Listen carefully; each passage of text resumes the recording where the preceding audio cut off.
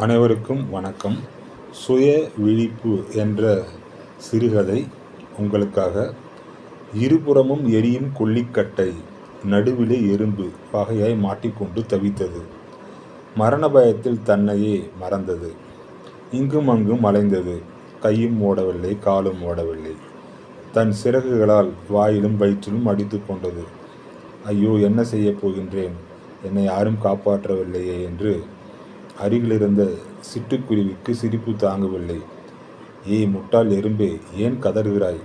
உன்னால் எளிதாய் தப்ப முடியும். பரபரப்பானது எறும்பு. இருபுறமும் பற்றி எரியும் நெருப்பை பார்த்தாயா? நான் எப்படி தப்புவது? நீயாவது என்னை காப்பாற்று என்று கதறியது. உடனே சிட்டுக்குருவி சொன்னது, சிறகுள்ள எறும்பே, நெருப்பை பார்க்காதே, உன்னை பார். உன் இடம் இருக்கும் திறமையை பார் என்றது. உன் சிறகை பார் என்றது. சிறகை விரி, எழு, பற என்று கூறியது. எனவே கதறுவதை நிறுத்திய எறும்பு தன் சிறகை உணர்ந்தது. தன்னிடம் இருக்கும் திறமையை உணர்ந்தது. சிறகை அழகாய் விரித்தது, எழுந்தது, பறந்தது, தப்பியது.